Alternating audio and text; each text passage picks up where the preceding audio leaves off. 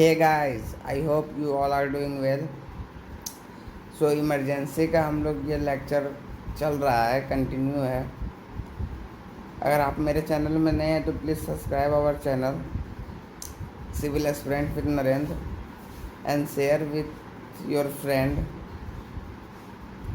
सो अधिक देरी नहीं करते हुए चलिए हम लोग इस सेशन को स्टार्ट करते हैं।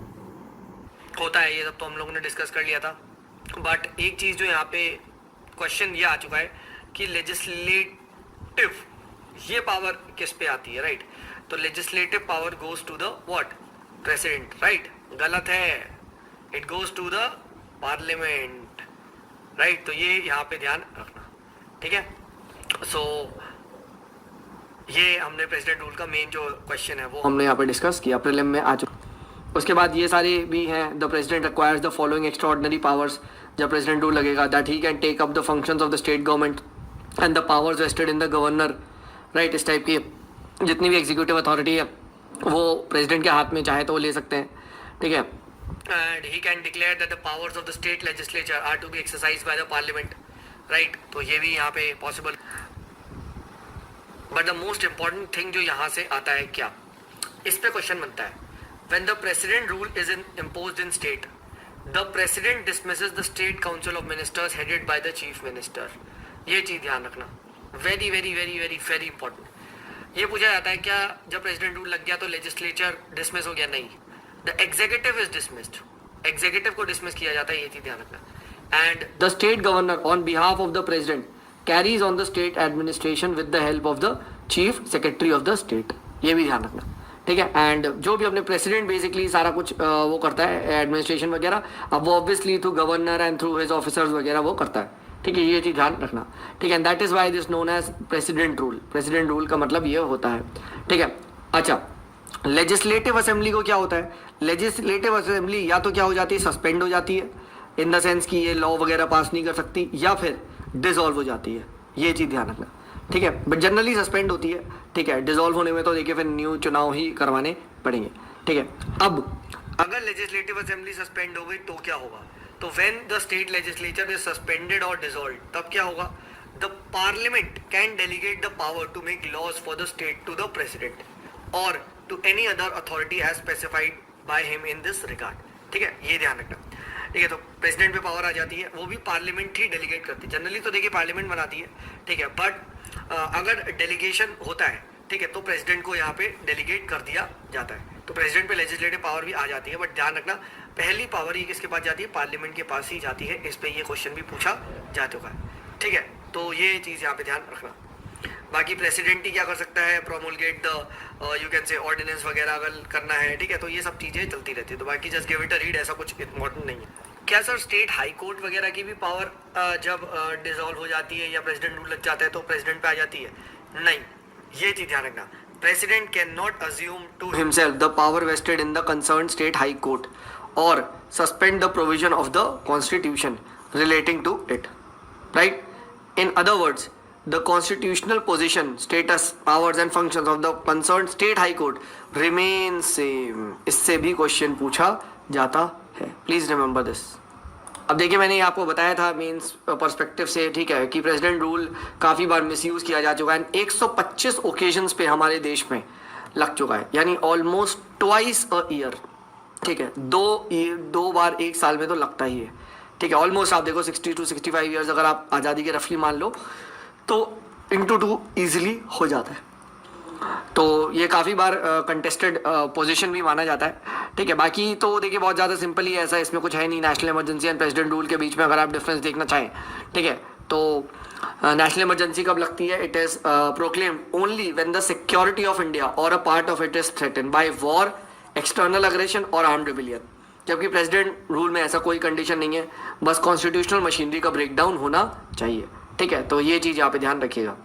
फिर अगर नेशनल इमरजेंसी लगती है तो स्टेट में सब कुछ वैसा ही रहता है, जैसे स्टेट का एग्जीक्यूटिव, स्टेट का legislature, they continue to function in the same manner, right? But yes, they are kind of, आप कह सकते हो, अंडर द सेंटर होते हैं, उनके गाइडेंस में काम करना होता है। अगर ऊपर से कुछ गाइडेंस आई है तो आपको इंप्लीमेंट करना, नहीं तो आप नॉर्मल करते रहो, ठीक है? ये यहाँ पे ध्यान रखना। However during the president rule क्या होता है, स्टेट एग्जीक्यूटिव को डिसमिस कर दिया जाता है, लेजिस्लेचर को सस्पेंड कर दिया जाता है, ठीक है, एंड प्रेसिडेंट एडमिनिस्टर करता है स्टेट की सारी एग्जीक्यूटिव पावर्स को, एंड पार्लियामेंट के पास लेजिस्लेटिव पावर चली जाती है, ठीक है। तो executive and the legislative powers क्या हो जाती है, डायरेक्टली आप कह सकते हो सेंटर के पास चली जाती है। अच्छा, इसमें क्या होता है, नेशनल इमरजेंसी में एक चीज़ ध्यान रखना, स्टेट लिस्ट पे लॉ बनाना है उस स्टेट के लिए या किसी भी लिए, तो सिर्फ और सिर्फ पार्लियामेंट बना सकती है। It can not delegate this function to any other authority, but president rule में क्या होता है, parliament can delegate, you can say the law making power for the state to president और to any other authority specified by him. यानी यहाँ क्या है, delegation not allowed, और यहाँ क्या है, डेलीगेशन अलाउड होता है, right. So this is important, ठीक है, and such laws are known as president's acts, ठीक है, तो ये यहाँ पे ध्यान रखिएगा। फिर उसके बाद क्या है, there is no maximum period prescribe for the operation. Obviously बात है, नेशनल इमरजेंसी को आपको क्या करना है, हर 6 मंथ्स में अप्रूव करवाते रहो एंड चलता रहेगा।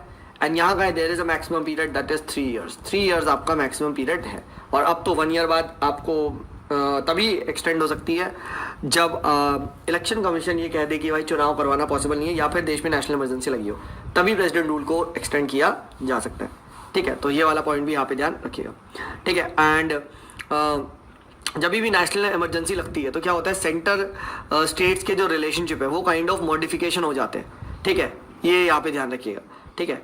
एंड मतलब सेंटर स्टेट के सभी स्टेट से, सेंटर के ऑल स्टेट से रिलेशन मॉडिफाई होते हैं, बट प्रेसिडेंट रूल में जहाँ पे जिस स्टेट में प्रेसिडेंट रूल लगा है सिर्फ वहीं पे ही होता है, ठीक है, ये यहाँ पे ध्यान रखना, ठीक है। उसके बाद क्या है, this is important point, every resolution of parliament approving its proclamation or its continuance must be passed by special majority। जबकि प्रेसिडेंट रूल लगाने के लिए क्या चाहिए मेरे भाई, सिंपल मेजोरिटी, ये ध्यान रखना। तो एक को लिए चाहिए स्पेशल, एक के लिए चाहिए सिंपल। फिर उसके बाद क्या है, it affects the fundamental rights of the citizens, right, and यहाँ पंजाब, ठीक है, बट आज ऑलमोस्ट हर स्टेट में it has been brought under the president rule except 2, ठीक है, that is CT. What is CT, Chhattisgarh and Telangana, ठीक है। तो ये 2 ऐसे स्टेट है, ठीक है, जहाँ अभी तक प्रेसिडेंट रूल नहीं लगा है, ठीक है। तो बाकी ऑलमोस्ट अब हर स्टेट में, जम्मू कश्मीर वगैरह, अब तो खैर वो यूटी है, ठीक है, बट जब तक वो जम्मू कश्मीर स्टेट था तो वहाँ पे भी आपका हर जगह प्रेसिडेंट रूल लग चुका है, ठीक है। मध्य प्रदेश, हिमाचल प्रदेश, राजस्थान, हर जगह यहाँ पे लग चुका है, ठीक है। तो उसको just give it a read कि किस तरीके से प्रेसिडेंट रूल का मिसयूज़ किया जाता है। जब एक पार्टी पॉलिटिकल पावर में आती है सेंटर में तो वो स्टेट को डिसमिस कर देती है, एंड फिर जब दूसरी आती है तो वो फिर वही कर देती है, टिट फॉर टैट चलता है। एक कोट है, ये मेंस में ज़रूर लिख सकते हैं कि जब ये प्रेसिडेंट रूल का प्रोविज़न उठाया जा रहा था तो कॉन्स्टिट्यूएंट असेंबली में बहुत बहस चली, and people were sceptic that भाई सर आप ये प्रेसिडेंट रूल ला रहे हो, this would prove to be very this will be misused a lot, ऐसा कहा जा रहा था, ठीक है। जब डॉक्टर अम्बेडकर से क्वेश्चन किया गया कि सर आप इंट्रोड्यूस कर रहे हो, दिस विल बी मिसयूज्ड, तो डॉक्टर अम्बेडकर कहते हैं कि sir I assure you this will be a dead letter, ये लास्ट रिजॉर्ट की तरह होगा एंड ये डेड लेटर होगा। However it has become the most deadliest letter इसको माना गया है, ठीक है। तो ये चीज़ यहाँ ध्यान रखना। तो that is why it is the most misuse provision, and we know that more than 125 times इसको आप कह सकते हो यूज़ किया जा चुका है। नेक्स्ट वेरी इंपॉर्टेंट, क्या सब प्रेसिडेंट रूल पे जुडिशियल रिव्यू लगता है? तो देखो पहले तो इस टाइप का नहीं था, ठीक है, बट इन यू कैन से जैसे 38 जो कॉन्स्टिट्यूशनल अमेंडमेंट एक्ट आया था 1975 का, it made the you can से satisfaction of president final and that could not be challenge in any court of law, but 44th amendment act से ये power छीन ली गई थी। उसके बाद SR बोम्मई केस, ये बहुत इंपॉर्टेंट है, 1994 का, जहाँ पे बोल दिया था सुप्रीम कोर्ट ने that the president's proclamation imposing the president rule is subject to judicial review. हो सकता है मैलाफाइड ग्राउंड्स पे लगा दिया हो, right, so this is must, right. तो this is important and SR Bommai case में ये बात क्लियरली बोल दी गई थी, राइट।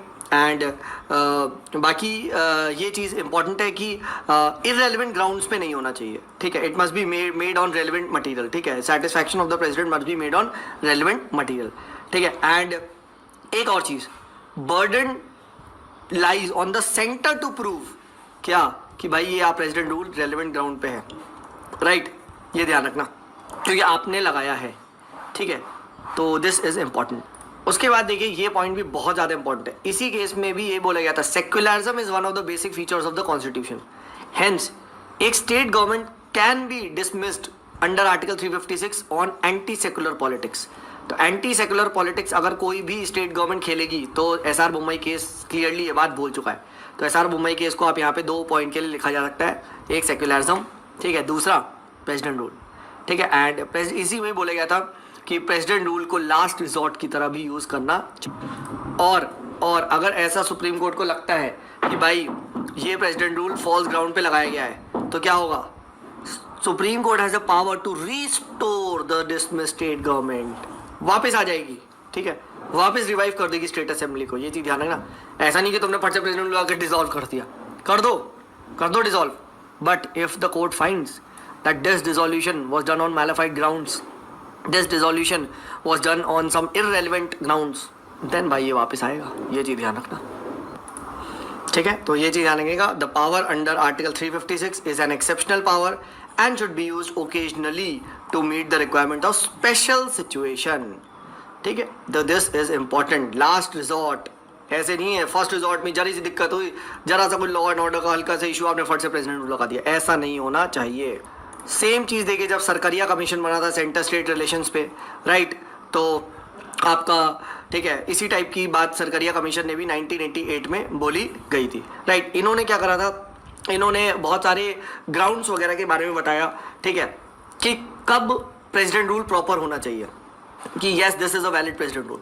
जैसे फॉर एग्जाम्पल जनरल इलेक्शन हो जाए एंड इलेक्शन के बाद एक हंग असेंबली आ रही है, कोई भी पॉसिबिलिटी नहीं है गवर्नमेंट का बनने का, तो आप लगा सकते हो, ठीक है, इस टाइप से, ठीक है। फिर सिमिलरली वही बात कि जो एक पार्टी मेजॉरिटी में है वो क्या हो जाती है, it declines to form a ministry, ठीक है। जैसे दिल्ली में हुआ था फर्स्ट इलेक्शन में, दिल्ली में BJP got the majority but total majority cross नहीं कर पाया, तो उन्होंने साफ कह दिया हम तो बनाएंगे नहीं मिनिस्ट्री। तो फिर व्हाट हैपेंड, आम आदमी पार्टी को लाइडेड कैन से और is dismissed on losing a majority and आप सीधा प्रेसिडेंट रूल लगा दो। भाई you should give another people the chance कि भाई आओ form the government, first find the possibility of an alternative government, then only you should apply the president rule. उसके बाद governor can give the report to the president, but ऐसा नहीं governor अपने मन मुताबिक अपने आप ही इन हर ड्रीम्स ही can think that okay law order has broken down and I suggest president rule. ऐसा नहीं होना चाहिए, राइट? तो first the government should give a chance to the ministry कि मिनिस्ट्री अपने मेजॉरिटी फ्लोर पे proof करे, ठीक है। उस आन अगर मेजॉरिटी प्रूफ हो गई है तब नहीं लगेगा, एंड अगर नहीं प्रूव कर पाए तो आपको वहाँ पे रिजाइन होकर एंड प्रेसिडेंट रूल लगेगा, ठीक है। तो इस तरीके से कैसे मिलरली कि ये भी गलत है कि अगर सेंटर में गवर्नमेंट चेंज हुई है तो आप प्रेसिडेंट रूल लगा रहे हो स्टेट में कि नहीं हम स्टेट गवर्नमेंट को भी अपने मन मुताबिक चेंज करेंगे, ठीक है। दिस इज ऑल्सो मैलिफाइड, ठीक है।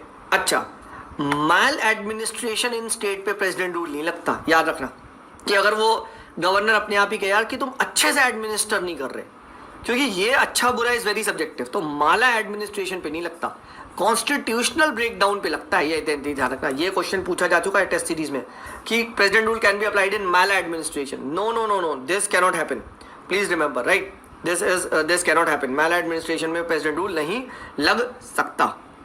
फिर उसके बाद state government should first be given a warning, right, and then only in extreme urgency leading president rule लगाना चाहिए। तो इस तरीके से हम लोगों ने जो प्रेसिडेंट रूल है इसके बारे में बात कर ली। Let us now discuss the financial emergency, ठीक है। तो हम लोगों ने नेशनल इमरजेंसी को डिस्कस कर लिया, स्टेट इमरजेंसी को डिस्कस कर लिया। Now let us discuss the financial emergency. Now financial emergency पे मेंस में क्वेश्चन पूछा जा चुका है, राइट? एंड याद रखिएगा मैंने आपको बताया 356 + 4 एंड -4, ये आर्टिकल याद रखिएगा, 352 एंड 360। तो 360 empowers the president to impose the financial emergency when he is satisfied that the situation has arisen due to which the financial stability or credit of India or any part of that territory is threatened. तो financial threat अगर कुछ आ गया, ठीक है, जैसे आप कह सकते हो जो LPG क्राइसिस आ गया था इस टाइप का, ठीक है, ग्लोबल फाइनेंशियल क्राइसिस या किसी भी तरीके से, हालांकि लगी नहीं है आज तक हमारे देश में, बट स्टिल कोई मुझसे when I was teaching it in the last offline, तो बच्चा बोला से एग्जाम्पल दो फाइनेंशियल इमरजेंसी का, तो LPG रिफॉर्म एक क्राइसिस आप कहा जा सकता है कि इंडिया पे it did not had so much dollars, import cover नहीं बचा था to you can say go for the imports, right. Same situation was you can see in the global financial crisis, but luckily हमारे देश में इतना impact नहीं करा, राइट. We were almost a close economy, right. हम लोगों ने इतना फुल FDI नहीं था हमारे देश में. तो this is important, right. And 38 amendment act 1975, ठीक है, it made the satisfaction of the president in declaring a financial emergency final and you can say conclusive and not questionable to any court, but this provision was deleted by the 44th Amendment Act. So now even the 44th Amendment Act. So now even the financial emergency is under judicial review. याद रखना. तो national emergency as well as आपका president rule, ठीक है, as well as आपका जो financial emergency है, सब पे क्या होता है, judicial review लगाया जा सकता है, ऐसा कुछ नहीं है. इस पे एक चीज़ ध्यान रखना क्या कि भाई फाइनेंशियल इमरजेंसी का जो डिक्लेरेशन है क्या होता है, ये 2 मंथ्स के अंदर दोनों हाउस से अप्रूव होना चाहिए, ठीक है. And the best part about financial emergency is that simple majority से इसको पास होना होता है, ठीक है. और proclamation approving the you can say proclamation of financial emergency can be pass by either house of the parliament only by a simple majority. Simple majority से आपका पास होता है, ठीक है. तो दिस इज इम्पॉर्टेंट. तो ये क्वेश्चन पूछा आता है, जो हमारी नेशनल इमरजेंसी है उसको लगाने के लिए आपको स्पेशल मेजोरिटी चाहिए, right. But president rule and financial emergency के लिए आपको क्या चाहिए, सिंपल मेजोरिटी की चाहिए, ठीक है. Majority of present and voting, जितने मेंबर प्रेजेंट है और बस उसमें से वोट. अच्छा. और रिवोकेशन के लिए, तो रिवोकेशन बहुत ही सिंपल है. क्या आप कह सकते हो रिवोकेशन के लिए सिंपली प्रेसिडेंट कर सकता है. Such a proclamation does not require the parliamentary approval, ठीक है. तो ये यहाँ पे ध्यान रखना. एक और चीज़ जो फाइनेंशियल इमरजेंसी या नेशनल इमरजेंसी से अलग है, क्या, पहली बात, there is no maximum period prescribe for its operation. ये तो खैर फाइनेंशियल नेशनल इमरजेंसी का भी आपका वो है, सेम टर्म है. But yes, repeated parliamentary approval is not required. So please remember this, repeated parliamentary approval की ज़रूरत नहीं पड़ती, ठीक है. तो ये चीज़ ध्यान रखना. नेशनल इमरजेंसी में आपको रिपीटेड पार्लियामेंट्री अप्रूवल की ज़रूरत पड़ती है, ठीक है. बट जबकि आपकी फाइनेंशियल इमरजेंसी में आपको ये रिपीटेड पार्लियामेंट्री अप्रूवल की ज़रूरत नहीं पड़ती. बाकी हटाने का दोनों का सेम ही तरीका है. इम्पैक्ट ऑफ फाइनेंशियल इमरजेंसी क्या होता है या consequences of proclamation of financial emergency क्या है, कि एक चीज़ ध्यान रखो. पहली बात, जो executive authority of the centre है वो क्या हो जाती है, फाइनेंशियल डायरेक्शंस देने लग जाती है स्टेट को, ठीक है. एंड जैसे इस तरीके से कह सकते हो कि reduction of salaries and allowances, right, reservation of the all the money bills और financial bills for the consideration of the president, ठीक है. क्योंकि इस टाइप की बात होती है, क्योंकि जनरली मनी बिल्स वगैरह को जो गवर्नर नहीं रोकता है, ठीक है. फिर उसके बाद the president may issue direction for the reduction of salaries and allowance of you can say जजेस of the supreme court, high court, इनकी भी यहाँ पे रिडक्शन किया जा सकता है. बट दैट इज जब फाइनेंशियल इमरजेंसी ऑपरेशन में हो. आज तक कभी लगी नहीं है, ठीक है. तो डोंट वरी अबाउट दैट, ठीक है. तो ये हम लोगों ने जो फाइनेंशियल इमरजेंसी है उसके बारे में यहाँ पे डिस्कस करा. एंड ये लाइन इंपॉर्टेंट है, no financial emergency has been declared so far though there was a financial crisis in 1991 which almost होने के था. But then the savior Dr. Manmohan Singh he started the LPG reforms, ठीक है. And फिर उसके बाद आज तक कभी ज़रूरत नहीं पड़ी है. फिर उसके बाद मेंस के लिए आप क्रिटिसिज्म ऑफ इमरजेंसी प्रोविजंस वगैरह देख सकते हैं. दैट ऐसा कहा जाता है कि फेडरल कैरेक्टर डिस्ट्रॉय हो जाएगा, राइट. एंड प्रेसिडेंट एक टाइप का डिक्टेटर बन जाता है. एंड जो स्टेट्स की ऑटोनॉमी है वो चली जाती है, इस टाइप की बात की जाती है. फंडामेंटल राइट्स बिकम मीनिंगलेस, ठीक है. तो इस टाइप से कहा जाता है कि टोटलिटेरियन स्टेट बन जाएगा, ठीक है. तो ये इमरजेंसी के आप क्रिटिसिज्म है ये लिख सकते हैं. But please remember the emergency provisions के सिर्फ क्रिटिसिज्म ही मत लिखना. Emergency as a provisions are important, क्योंकि हमारी नेशनल यूनिटी, सॉवरेनिटी, इंटेग्रिटी, इसको ख्याल रखना है, ठीक है. इसको इंडैक्ट रखना है, इनैक्ट रखना है. तो इमरजेंसी प्रोविजंस होना ज़रूरी है to meet such kind of you can say आप कह सकते हो random and you can say haphazard situation, right. Plus हमारी ज्योग्राफी भी है. कभी अगर आपको कभी भी याद रखना है यार, एक चीज़ ध्यान रखो, whenever you need to write an answers on mains, so please polity के आंसर में सिर्फ पॉलिटी मत लिखो. अब मैं कह दूँ why do we need the emergency provision, तो बच्चे यही लिखते हैं। बट अगर आप इसके जोग्राफिकल प्रोविजंस देखो, क्या जोग्राफी हमारी नहीं है भाई? हमारा बगल में पाकिस्तान भाई है प्यारा, इतना अच्छा, चाइना बगल में प्यारा भाई है हमारा, ठीक है, कितने अच्छे रिलेशन है हमारे, राइट, ठीक है। तो जोग्राफी एक बहुत बड़ा फैक्टर है, ठीक है। फिर उसके बाद एक सोसाइटी हमारी बहुत बड़ा फैक्टर है, राइट। अगर आप देखो हिंदू मुसलमान हमारे देश में कितने अच्छे कितने प्यार से रहते हैं, राइट, ठीक है। फिर उसके बाद दलितों पर बिल्कुल अत्याचार नहीं होता है, राइट, ठीक है। तो ये सारी चीज़ें आप यहाँ पे लिख सकते हो। फिर कल्चर एक फैक्टर है, राइट। कल्चर हमारा इस टाइप का हमेशा से एक हेट्रोजीनियस सोसाइटी रही है, डाइवर्स सोसाइटी रही है, राइट। फिर हमारे देश की हिस्ट्री एक बहुत बड़ा फैक्टर है, right. We have always seen that how the British had ruled us, right. इस टाइप का आप यहाँ लिख सकते हो। Just a second, what has happened, हाँ, तो ये वाली पॉइंट आप यहाँ पे लिख सकते हो, ठीक है। Then talk about history, society, culture, geography, ठीक है। तो इस तरीके से आप पॉलिटी लिख सकते हो कि हमारी पॉलिटी ऐसी है इस टाइप की, ठीक है। मल्टी स्टेट पार्टीज है, राइट, डिफरेंट पार्टीज है, तो ऑफनली देयर आर चांसेस कि कोई particular political party anti India activity में लग जाए, right, just to get the power. तो इसीलिए हमें ये चेक करने के लिए कुछ एक डंडा होना चाहिए, ठीक है, स्ट्रॉन्ग सेंटर टाइप का। तो ये होता है और ये चीज़ देखी भी गई है काफ़ी बार। कुछ पॉलिटिकल पार्टीज़, कुछ पॉलिटिकल लीडर्स, कुछ अनएथिकल एलिमेंट्स वगैरह को आप कह सकते हो सपोर्ट करते हैं। We have seen the Punjab crisis, right, we have seen the Sri Lankan crisis, ठीक है। तो उससे क्या हुआ है, कहीं ना कहीं वो नेशनल यूनिटी इंटेग्रिटी को हर्ट करता है।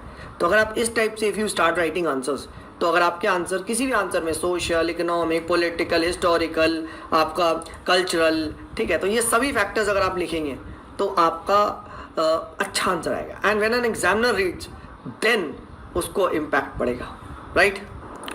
अच्छा, फिर कभी कभार इस टाइप का एक घटिया क्वेश्चन पूछा जा सकता है कि स्टेट में सबसे ज़्यादा बार प्रेसिडेंट रूल लगा है। So answer is Manipur. Manipur में 10 बार प्रेसिडेंट रूल लग चुका है, ठीक है। तो ये आप फर्स्ट टाइम पंजाब में लगा था, ये हमने देख लिया है। बाकी देखिए, do give this articles a read, in articles को ज़रूर से लिखिएगा। एंड जब आप आंसर लिखे तो इन आर्टिकल्स का अगर आप मेंशन करते हैं तो बोनस आप कह सकते हैं ब्राउनी पॉइंट्स होता है, ठीक है। तो ये भी इंपॉर्टेंट है, इन आर्टिकल्स को ज़रूर कोट करिएगा, राइट। आपको पता होना चाहिए 352 आर्टिकल क्या कह रहा है। एंड ये प्रीलिम्स में भी पूछे जाते हैं, राइट। इस टाइप से क्वेश्चन पूछा जाता है, the imposition of article number 356 leads to ABCD। अब आपको यही नहीं पता इम्पोजिशन ऑफ 356 क्या है। अब कुछ बच्चे इसे गैस मार देंगे नेशनल इमरजेंसी, तो उनका आंसर गलत हो जाएगा, राइट। तो ये चीज़ आपको पता होनी चाहिए, ठीक है। तो दिस इज़ इंपॉर्टेंट, ठीक है। तो ये 352 से 360 आर्टिकल्स को एक एक बार आप देख लीजिएगा, राइट। एंड 358 एंड 359 के बीच में हमने डिस्कशन लास्ट टाइम करा था, वो भी इंपॉर्टेंट है, ठीक है, कि कैसे हमारा जो आर्टिकल 19 है वो ऑटोमेटिकली 358 के अंदर सस्पेंड हो जाता है। And 359 is for the rest of the you can से फंडामेंटल राइट्स, ठीक है। तो ये सस्पेंड हो जाते हैं, इनको इन्फोर्स कराने के लिए इंपॉर्टेंट है, ठीक है। तो ये इंपॉर्टेंट है। Next latest start of with the